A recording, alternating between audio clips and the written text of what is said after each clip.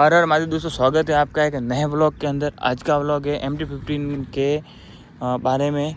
क्या आपको MT-15 खरीदना चाहिए या फिर आपको MT-15 स्किप करना चाहिए। आज हम बताएंगे इसके 5 एडवांटेज और 5 डिसएडवांटेज।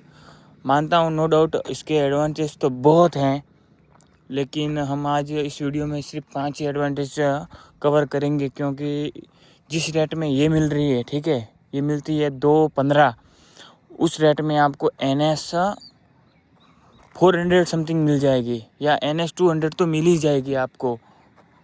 बहुत सी बाइक है, ड्यूक 200 है, वो भी मिल जाएगी, ड्यूक 160 है, वो भी मिल जाएगी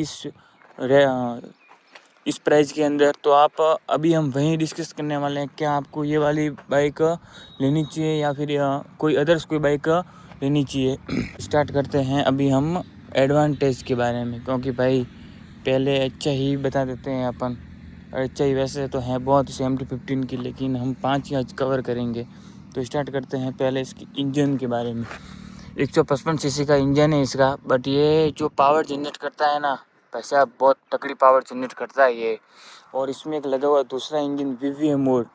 जब 7000 RPM क्रॉस करेगी ना ये बाइक, तब इसकी पावर जनरेट होगी ना भाई साहब, वो नेक्स्ट लेवल पावर जनरेट करेगी ये बाइक। बहुत ही तगड़ी भागती है ये। मैं अराउंड इसको 142 लेके गया हूँ, 142, और इतनी ड्यूक 200 भी जाती है मेरे हिसाब से। जहाँ तक मेरे दोस्त के पास में है, उसने चलाई हुई है, वो बोलता है मेरी 140 टॉप स्पीड है। तो सोचो कहाँ इसका इंजन और कहाँ उस ड्यूक 200 का इंजन। तो समझ जाओ भाई लोगों, ये अपनी MT-15 है, इसका पावर बहुत ही तगड़ा है। और सेकेंड एडवांटेज के बारे में बता दें आपको, तो इसमें लगा हुआ है TCS, ठीक है, दिखा देता हूँ आपको। ये देखो TCS, ये MT-15 में यामा कंपनी ही लेके आई थी पहली 2019 में, और ये बहुत काम आता है। और जब आप इसको ऑफ करेंगे ना, तब इसमें वैसे जो विल्ली वगैरह होगी ना, ये गाड़ी ऊपर उठती है, पूरी ऊपर, वो बहुत तगड़ी उठती है ऊपर। TCS यामा ही लेके आई थी समथिंग मेरे हिसाब से पहले। अब तो हर बाइक में आने लगा है, ऑलमोस्ट तो हर बाइक में आता है अभी तो, लेकिन पहले सिर्फ यामा कंपनी लेके आई थी TCS इस फ्रेंड सिंगर के अंदर। और तीसरी एडवांटेज की बात करें तो भाई साहब, जो इसका हैंडलिंग बार, इसका जो हैंडलिंग है ना, ये मेरे को पर्सनली बहुत अच्छा लगा है, बहुत अच्छा। मेरे दोस्त के पास में है NS 200, उसका हैंडल बहुत भारी है, बहुत भारी है। वो बोल रहा है कि ये वाला हैंडल मेरे को चेंज करवाएंगे, ऐसा लगवाने का है। इसका हैंडलिंग मेरे को पर्सनली बहुत अच्छा लगा है, कट लेने में या फिर ट्रैफिक के अंदर या फिर हाईवे के अंदर बहुत अच्छा स्मूथली वर्क करता है ये हैंडल, बहुत अच्छा, बहुत स्मूथली वर्क करता है ये हैंडल। चलते हैं चौथे एडवांटेज के अंदर, तो इसकी ब्रेकिंग। भाई साहब, इसकी ब्रेकिंग बहुत ही अच्छी है। इस पर हमने एक वीडियो भी पोस्ट कर दिया है अपने अकाउंट के अंदर, यूट्यूब चैनल के अंदर, कि ABS वर्सेस नॉन ABS, तो उसमें ब्रेकिंग भी टेस्टिंग हो गई है, तो आप वो भी वीडियो जाके देख सकते हो।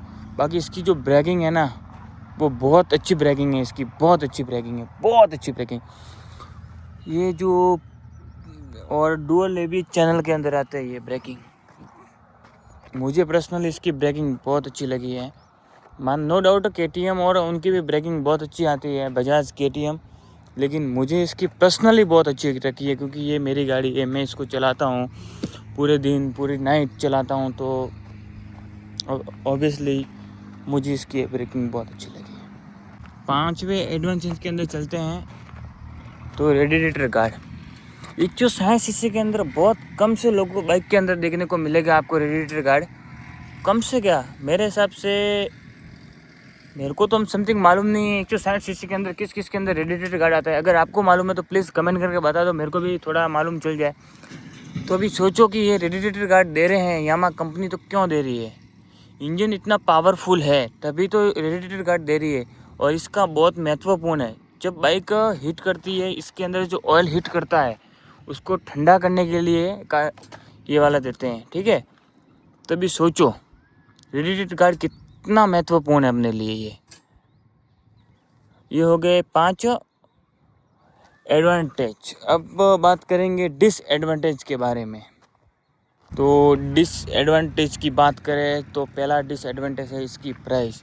भाई साहब इसकी प्राइस बहुत ही है अप है, बहुत ही ज़्यादा प्राइस है, क्योंकि इसका 155 सीसी का इंजन के हिसाब से बहुत ज़्यादा प्राइस है। इस प्राइस के अंदर आपको NS 200 भी मिल जाएगी। हाँ वो है कि भागती दोनों सेम ही है, बट फिर भी ठीक है क्यों, बट प्राइस कई लोगों को बहुत ज़्यादा लग रहा है। ऑब्वियसली ज़्यादा ही है, लगेगा क्या ज़्यादा ही है, क्योंकि 155 सीसी का इंजन दे रही है कंपनी यामा, और प्राइस 215 210 इतना नहीं होना चाहिए। मेरे हिसाब से 1,80,000 1,90,000 होना चाहिए। मैं डीलक्स मॉडल की बात कर रहा हूँ, ठीक है, स्टैंडर्ड मॉडल की बात नहीं कर रहा हूँ। कई लोग आगे के कमेंट में ज्ञान देंगे कि भाई प्राइस इतना ही है, प्राइस इतना ही है, लेकिन जब मैंने ली थी ना, मैं उसका प्राइस की बात कर रहा हूँ। मेरे को अराउंड 2,15,000 में पड़ी थी। तो पहला डिसएडवांटेज तो ये हो गया।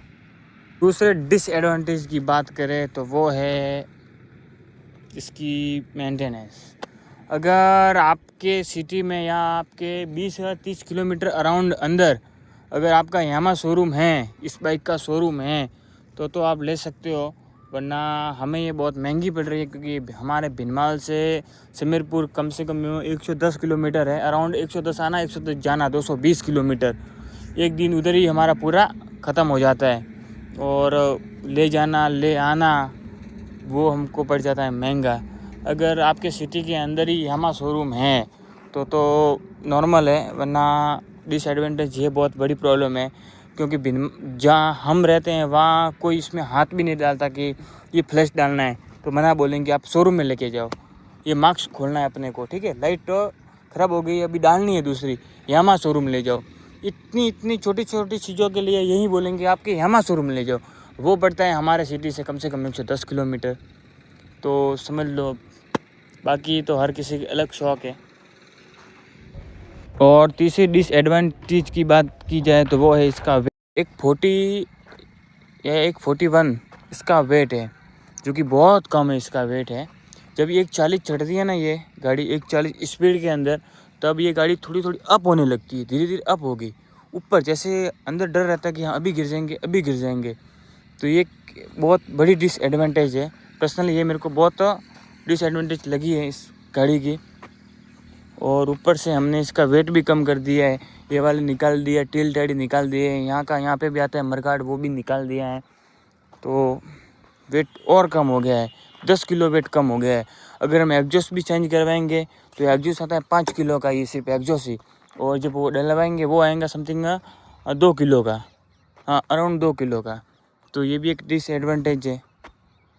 चौथे डिसएडवांटेज की बात करें तो इस इंजन का टॉर्क पावर बहुत ही कम है। हाँ सिंगल में बहुत अच्छा टॉर्क पावर है इसका, लेकिन आप अगर किसी को पीछे बिठा रहे हो, जैसे कि मेरा वेट है 40-45 किलो का और उसका वेट है 50 से 60 किलो, तो ये टॉप स्पीड लेगी 120 बस, उसके बाद में ये नहीं चढ़ेगी, और बहुत ही कम धीरे धीरे स्पीड लेगी, और बहुत कम है इसका टॉर्क पावर। इस हिसाब से मुझे पर्सनली बहुत बुरा लगा, क्योंकि अगर कोई बंदा अगर अपने पीछे बैठा है तो गाड़ी बहुत ही धीरे स्लो चलेगी। नो डाउट अगर आप अकेले चला रहे हो तो इसका टॉर्क पावर बहुत अच्छा है, लेकिन आप किसी को बिठा के चला रहे हो गाड़ी तो टॉर्क पावर नहीं है। पीछे ये एक्चुअली में गाड़ी पीछे बिठाने लायक किसी को है ही नहीं, सिंगल ही चलाने लायक है। तो अभी आप देख लो, चौथा डिसएडवांटेज हमने आपको बता दिया है। और पांचवा डिसएडवांटेज बताएं तो है इसकी जो ये लाइट, ये जो लाइट है ना ये बहुत वीक है, बहुत कमज़ोर लाइट है, ये बहुत कमज़ोर। N16 के अंदर भी बहुत अच्छी लाइट है, NS 200 के अंदर भी बहुत ये है लाइट, बहुत अच्छी लाइट है, बहुत अच्छा प्रोजेक्टर है, बट ये वाला प्रोजेक्टर इतना दूर नहीं जाता, नाइट में बहुत ही वीक है, इसलिए मैंने दो ये लगा रखे हैं, तो डिसएडवांटेज है। बाकी नो डाउट MT-15 भागने में बहुत अच्छी है। और एक और बता देता हूँ, ठीक है, सीट, ये बहुत छोटी सीट है। अगर आप फैमिली सोच रहे हो कि घर में कहीं थोड़ी बहुत यूज हो जाएगी, आपके घर में एक ही बाइक है और वो यही है, लेने की सोच रहे हो, घर में कोई बाइक है नहीं आपके पास और आपको लेनी है MT-15 नहीं लेनी है, तो आप अपने मम्मी को या सिस्टर को नहीं बैठा पाओगे, क्योंकि सीट बहुत ही छोटी सीट है। पर्सनली मेरे को बहुत ये लेकिन बट मेरे पास में तो 2 बाइक है, तो इतना चिंता लेने की प्रॉब्लम नहीं है। लेकिन आप सोच समझ कर बाय करना MT-15। बाकी नो डाउट MT-15 बहुत अच्छी बाइक है। और एक डिसएडवांटेज और एक बात करूँ, गुप्त बात है, इसका रेडिएटर का फ़ैन उड़ जाएगा 12 महीने में 2 बार। पर्सनली मेरा 2 बार चला गया है, 6 महीने हुए लिए हुए। और मेरा ही नहीं, मेरे दोस्त के पास में MT है, उसका भी 2 बार गया है। और मैं जब ये डलवाने गया था, वहाँ पे एक MT आई थी, मैंने उनको भी पूछा था, वो बोल रहे हैं कि मेरा भी 3-4 बार उड़ चुका है ये फ़ैन। और कंपनी से बात करते हैं, वो बोलते हैं कि आप ज़्यादा स्पीड में भगा रहे हो और फिर की को बंद कर रहे हो, तो जो हीट है, हीट का जो पावर है वो फ़ैन को जला रहा है। अब हम क्या वेट करेंगे, ये फ़ैन चलता है 10 से 15 मिनट, उधर 10-15 मिनट हम क्या वेट करेंगे, पेट्रोल डलवाना है अपने को, पेट्रोल नहीं है तो उधर पेट्रोल पंप पे हम वेट करेंगे 10-15 मिनट। ये बहुत बड़ी डिसएडवांटेज है। बाकी एडवांटेज तो बहुत है, बट मेरे को पर्सनली ये डिसएडवांटेज लगा है। बाकी तो मिलते हैं किसी नए ब्लॉग के अंदर, नई बातों के अंदर, तो तब तक के लिए बाय बाय।